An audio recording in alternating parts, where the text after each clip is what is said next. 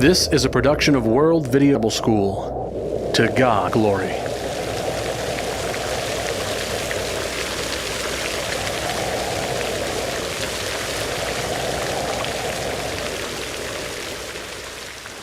Water is a precious and necessary resource. Millions upon millions of people struggle every day to find clean or even usable water sources. Though it's essential to life, water also has tremendous power, even very destructive power. Every year in places all around the world, people are impacted by regional floods. In some places, like many of the world's larger rivers, major floods are regular events. Rivers like the Ganges River on the border of India, and the massive Amazon River that stretches across South America, or the famous Nile River in Egypt. All of these annually flood their banks and consume large regions of land.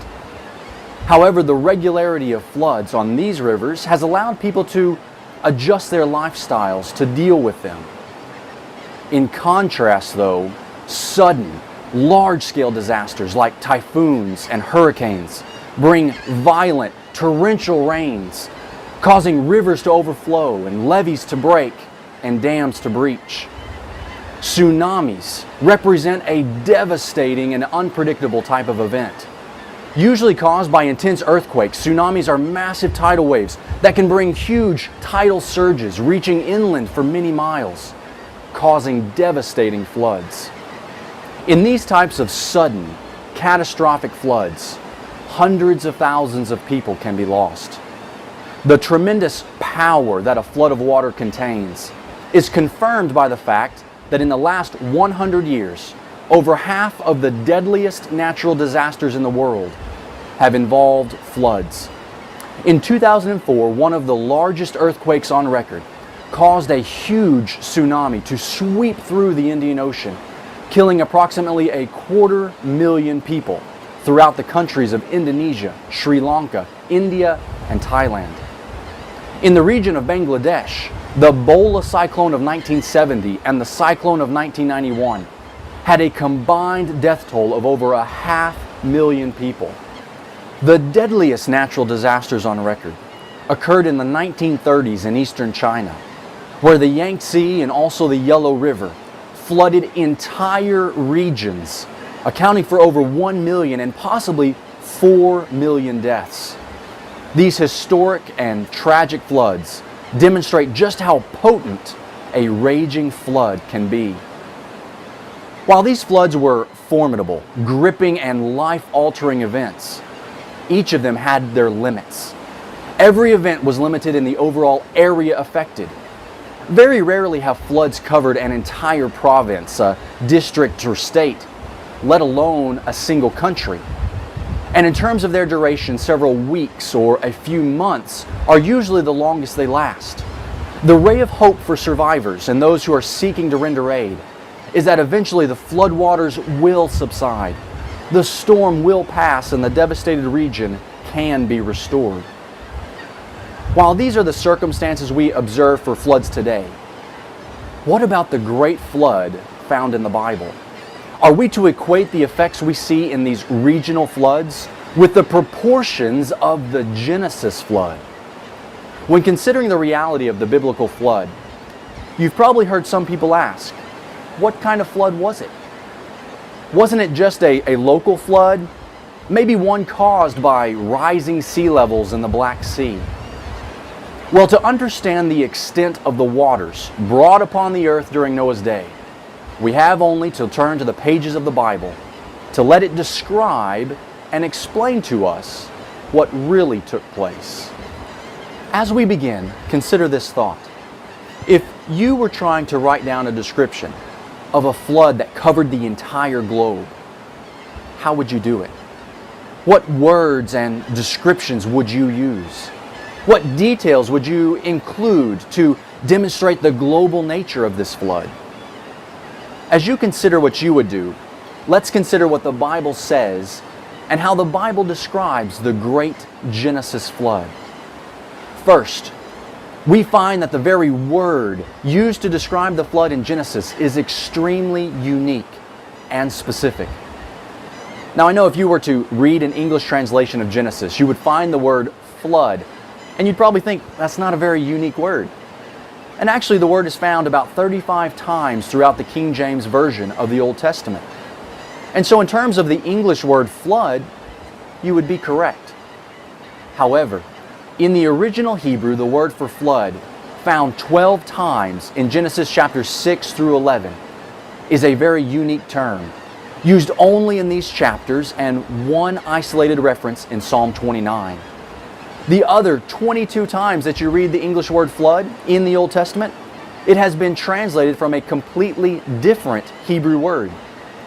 In fact, the one isolated reference of this distinct Hebrew word in Psalm 29 is used within a poetic instance to illustrate the supreme power and authority of God.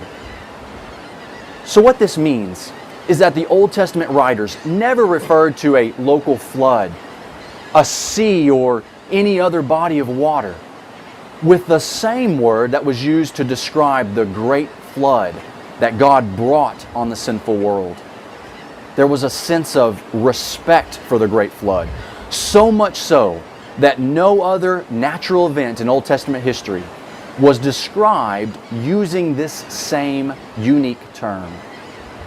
Likewise, in the New Testament, the word used to refer back to the flood of Genesis is a unique term reserved only for the description of that cataclysmic event, and never used to describe something else. In fact, the Greek word kataklysmos is the origin of our English word cataclysm, which is defined as something that causes great destruction, a flood or a deluge. Let's compare two different passages in the New Testament, each of them describing a flood, to see the distinction made with the Genesis flood. They ate, they drank, they married wives. They were given in marriage until the day that Noah entered the ark, and the flood came and destroyed them all. In this passage, Jesus used the Greek word kataklysmos to describe the flood of Noah's day. By contrast, in Luke 6:48, Jesus again spoke of a flood as he told a parable where a wise man built his house on a solid foundation. And when the flood arose, the stream beat vehemently against that house and could not shake it. Here, Jesus described a flood that was very obviously local in nature and was even unable to wash away this single house. Did Jesus use the same word for flood as he did when he referred to the global flood of Genesis? No. Jesus used a unique, different word. Did Jesus recognize the distinctive nature of the global flood of Noah? Absolutely. Now in our place, if we were to try and convey a truly unique event like a global flood, it would be important for us to use words that describe it differently, distinguishing it from normal, natural events or other common floods. While the specific terms translated as flood from the original Hebrew and Greek demonstrate a profound significance, they simply form the foundation for the Bible's descriptions of the Genesis flood. In addition to using very distinct words, we find that in every facet of the Bible's narrative, the flood account is described in terms of its totality, its all-encompassing and complete nature. As we begin to look at numerous passages from the Genesis account, notice how certain words and phrases are repeatedly used. For instance, within the 4 chapters of Genesis that record the flood, the word all is found 30 times, and the word every is found 37 times. Yet in these same 4 chapters, there is a complete absence, not a single usage of limiting words like local, regional, partial, portion, few, or some. These terms would be expected somewhere in the text if the account was describing a local event. So let's look at some of the descriptive phrases found in Genesis that emphasize the total and global nature of the flood. First, God saw the wickedness that had overtaken mankind. So the Lord said, I will destroy man whom I have created from the face of the earth, both man and beast, creeping thing, and birds of the air, for I am sorry that I have made them. Here, the Bible describes the impending death, and very specifically who and what would be destroyed. From the face of the earth, shows God would destroy man, beast, creeping thing, and birds. A few verses later, God expounds on the mode of this destruction and the extent of its impact. And behold, I myself am bringing floodwaters on the earth, to destroy from under heaven all flesh, in which is the breath of life. Everything that is on the earth shall die. This verse contains the first description in the Genesis account for exactly how God would destroy the creation. He would use the devastating power of floodwaters. Now we can see why it would be man and beast, creeping thing, and birds that would be destroyed. A flood of waters across the face of the globe would totally destroy from under heaven all flesh. That is, everything on the earth that had the breath of life. In parallel with this totality of destruction, the Genesis account continues by describing the totality of preservation. God promised to fully preserve the diversity of Earth's life. First, God made a special covenant with Noah and his family, that through the construction of the ark, they would be protected and saved. God next instructed Noah concerning his provision for the animal life. And of every living thing of all flesh you shall bring 2 of every sort into the ark, to keep them alive with you. They shall be male and female. Of the birds after their kind, of animals after their kind, and of every creeping thing of the earth after its kind, 2 of every kind will come to you, to keep them alive. Because the floodwaters would destroy all flesh that depended upon land, God's promise of protection extended to every kind of affected animal life. Each kind would be saved by way of the male and female representatives on board the ark. Thus far, we have seen how God described the coming of the flood, stressing its all-encompassing effect on life. The Genesis account goes on to confirm, in no uncertain terms, the magnitude of the flood's coverage. And the waters prevailed exceedingly on the earth, and all the high hills under the whole heaven were covered. The waters prevailed 15 cubits upward, and the mountains were covered. Notice how clear the Bible's descriptions are, how that all the high hills under the whole heaven were covered, and how in such specific terms we learn that the highest mountains were submerged 15 cubits below the water. To reinforce the widespread condition, both to Noah and those who would later read about the flood, God used the dove that Noah released to demonstrate that the flood had covered the face of the whole earth. But the dove found no resting place for the sole of her foot, and she returned into the ark to him, for the waters were on the face of the whole earth. With such complete coverage of water across the globe, the inescapable result would be the loss of all life that could not survive in the water. The Bible text clearly confirms this fact. And all flesh died that moved on the earth, birds and cattle, and beasts, and every creeping thing that creeps on the earth, and every man, all in whose nostrils was the breath of the Spirit of life. All that was on the dry land died. So he destroyed all living things which were on the face of the ground. Now, despite the global destruction that the flood brought, God did not desire His entire creation to end, especially not for humanity to cease being the focal point of His attention.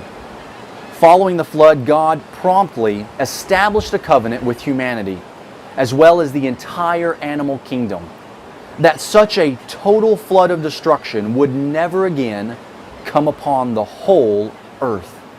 The rainbow shall be in the cloud, and I will look on it to remember the everlasting covenant between God and every living creature of all flesh that is on the earth. In looking to the future, God's promise to Noah and all the earth addressed the global flood that Noah's family had just witnessed.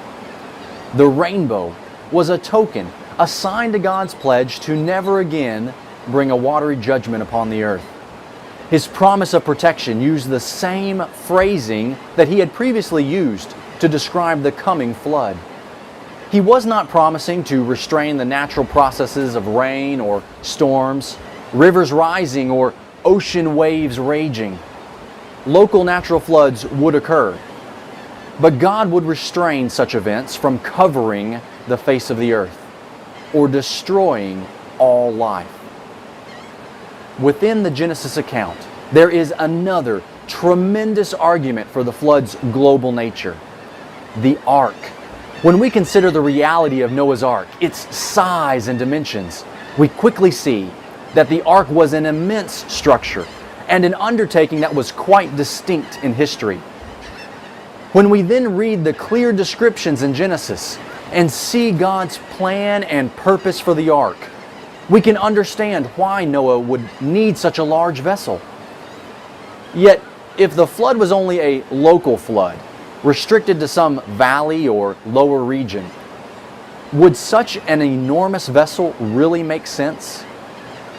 A vessel that was longer than a football field, had more deck space than 20 basketball courts, more volume than 520 railroad boxcars, and could accommodate thousands upon thousands of animals, would have been far more than what would have been needed to weather a regional deluge or rising ocean levels in a coastal area.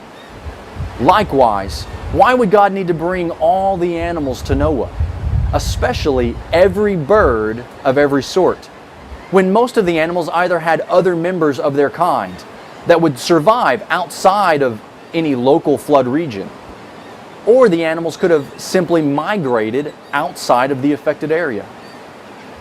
Or what about Noah and his family? If given even a small amount of warning, let alone time on the order of 100 years, Noah and his family could have simply traveled to higher ground or across the mountains, out of the reach of any local flood.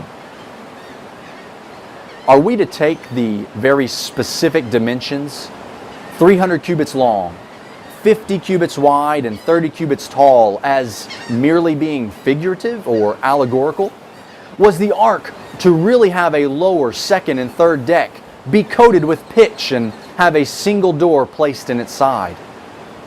The biblical narrative's specific descriptions for both the ark and Noah's construction responsibilities provide sizable evidence and a testimony to the magnitude of the flood God brought on the world. The Bible spends 11 chapters to tell us the history of the world from creation up to Abraham. 4 of these 11 chapters detail the life of Noah and the events of the flood. In our brief study of these chapters, we have seen how the details, the descriptions, the promises, and even the very words used to describe the flood emphasize the fact that it was a cataclysmic global flood. There was nothing small or ordinary, local or usual about the Genesis flood. If we were given the task to tell the history of a global flood, we would use the same approach. We would use unique and distinctive terms. We would describe its totality and all-encompassing effects. And we would provide details that confirm that no other interpretation could be understood. Now, when we consider the magnitude of the flood, to the same degree that the Bible has described it, we must acknowledge that the flood was an absolutely cataclysmic and history-altering event. For humanity, God used the flood to wash away the wickedness and to renew man's spiritual mindset. For the natural and physical world, the very scope of the flood's waters was also a completely renewing force. The flood affected every single living thing, both plant and animal, of every size. Every inch of land was subjected to some form of geologic activity. Every body of water that existed prior to the flood, whether stream, river, pond, lake, sea, or ocean, was combined together into a single global sea. What was the world like before the flood? Were there several continents or only one? What was the geography of land masses or the topography of various regions? Where were the mountain ranges or the river basins? The complete picture to answer these questions was submerged beneath the flood, and to the greatest degree it was lost. In very simple terms, it would be like that magnificent sandcastle that you built as a child along the beach, complete with walls and towers decorated with shells. But when the tide rolled in, it was reshaped, it was leveled and sculpted into something very different, or it was washed clean away. Can there be clues to the ancient pre-flood world? Sure. Will we ever know precisely the intricate details of the world in which Cain's descendants walked, or the valleys and gardens that Enoch or Methuselah visited? No, we can't. Many scientific evidences support a global flood. One such evidence is the multitude of fossils found across the world in geologic contexts showing rapid burials by water-deposited layers. Such layers are found around the globe, with continuity spanning separate continents. In addition, hosts of fossil graveyards in many different regions illustrate the past presence of sudden, complete, and destructive forces. Large fossil beds, especially of marine animals, exist in a diversity of current climates, from low-elevation desert regions like the Sahara to some of the world's highest regions in the Tibetan Plateau, from deep within North American caves to the frozen continent of Antarctica. While it is very possible that the continents we see today may have been more physically connected at one point, a global flood would have converged and distributed the fossils and sediments and geologic features we see today on a massive scale. Paralleling the geologic story we read in the rocks, the cultural influence of the global flood on humanity is revealed through the widespread existence of flood stories. Every inhabited continent contains past and present cultures telling their version of a great flood story. These stories have ancient roots, being passed by way of oral traditions, written in legends, or on hieroglyphic epics. While the hundreds of different cultural stories embody quite a large variation in details, the general foundational elements unify them into a general body of flood stories. If we begin in North America, we find the tribes of the Pima, the Natchez, the Mandan, and the Algonquin, among numerous others, having stories of an historic great flood that either covered every mountain or covered all but the very highest peak. In these various stories, all of humanity was destroyed, except a few individuals, who, as these stories say, had been supernaturally warned of the coming flood. Other recognizable elements to the Genesis flood are seen in these stories, such as surviving the flood on boats or canoes, animals surviving along with the humans, or birds being used to learn of the flood's end and Earth's ultimate rejuvenation. Similarly, if we travel to South America, native tribes in Brazil, Chile, Ecuador, and Peru tell of a flood that destroyed all people except a few survivors, who went on to subsequently repopulate the earth. Among these South American stories, the INCAN tradition of Peru is one of the oldest. Their story specifies that the flood covered even the highest mountains. The survivors, one man and one woman, weathered the flood by way of a floating box that drifted with the wind until the waters subsided. As we then travel across the Pacific, we find a host of flood stories, from island natives of Hawaii to Tahiti to Samoa. These island traditions recount a flood that submerged their entire island up to the highest peaks. Only a few individuals, usually one man and one woman, along with a few animals, survived the flood. When the waters receded back to the ocean, the stories say that the destruction could be seen. And in these traditions, the onset of the flood and its recession was usually attributed to a god or possibly gods. When we then reach the island of New Zealand, we find the indigenous Maori people, whose flood story involves a few individuals surviving a great many-month flood on a raft. The flood was brought about by a deity due to evil having corrupted the tribes of man. In particular, the Maori story describes the raft finally coming to rest and the survivors getting off and building altars and serving sacrifices for thankfulness for their safety. The world that the survivors found afterward was completely changed, and even in terms of the geologic and natural landscapes. Various groups of Australian Aborigines and native tribes in New Guinea have great flood accounts, many of which involve animals playing key roles in the onset of the flood or saving of individuals. If we then move to the Asian continent, we find flood stories of the Banar tribe of modern-day Vietnam. Their particular version tells of a great flood that killed all living beings except one brother and a sister, and a pair of every sort of animal. These few representatives of life were saved in a chest that floated above the waters for 7 days and 7 nights. If we then continue in Asia, we find ancient stories relaying a great flood from the subcontinent of India. These stories are found in ancient sacred literature, some written in the ancient Sanskrit language, and written prior to any rise of Buddhism in India. Several of the most well-documented versions describe a heroic man named Manu, who was saved from a great flood by the preparation of a ship. Manu was forewarned of the coming flood by a deity who requested his aid. The great flood swept away all living creatures on earth. Moving to the region of Mesopotamia, where the Asian, the African, and the European continents meet, we find the most ancient accounts in the Sumerian, Babylonian, and Greek civilizations. The Sumerian forms of the story represent some of the most ancient writings ever discovered.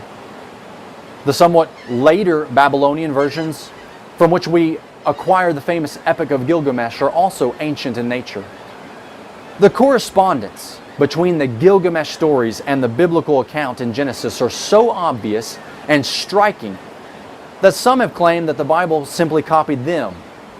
Yet, when we compare the few ancient Babylonian pieces to the thousands of biblical manuscripts, the Bible proves to be by far the most verified text in history. When the details of the flood in the Epic of Gilgamesh and Genesis are compared, an astounding correspondence can be seen. Both stories involve a righteous man who was divinely commanded to build a boat in order to survive a global flood that would ultimately destroy all of wicked mankind.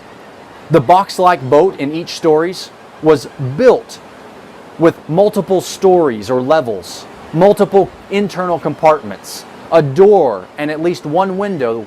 It was also to be sealed and be watertight. The few human passengers would be accompanied by a diversity of all animal life. Heavy rains would ensue for numerous days during a flooding period. And ultimately, the floating vessel would come to rest in the mountains. And several types of birds would be released on multiple occasions to test whether the land was dry. Upon exiting the vessel, both stories speak of the people offering sacrifices in thanksgiving for their safety. Has the world had many massive floods experienced by each individual culture with similar scope and arrival and survival details? No. Was there a single event that's impact was subsequently been remembered in each culture, passed down as history and a teaching lesson? Absolutely. The flood legends found throughout the world, on every inhabited continent and spanning all of recorded human history, demonstrate that a unique, catastrophic event so impacted the lives of the ancestors to all cultures and civilizations that its story was passed down by whatever means was available. The obvious, widespread phenomenon of a great flood in history's past can most reasonably be explained as each successive culture references it to one single global flood. In terms of the question, was the flood of Noah's day a global event? We find that both internal and external evidences of the Bible declare the flood's global nature. The Bible's precise terminology and descriptions clearly explain the flood's total effects, God's all-sufficient instructions, and life's complete preservation.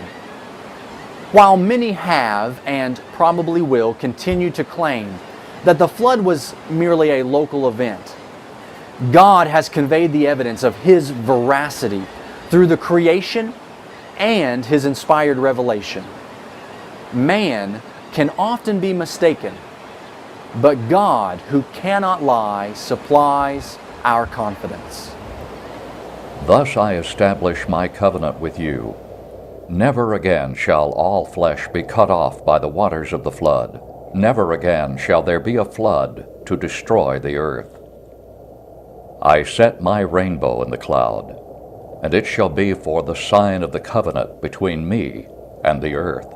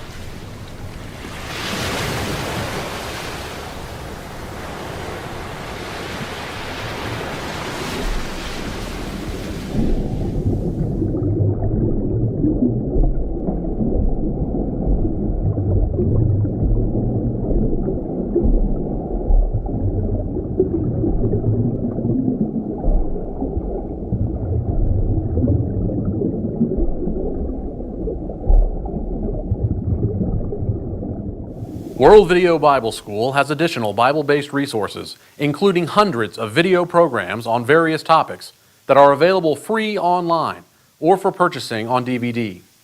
These programs, along with other print and audio materials, are available at wvbs.org.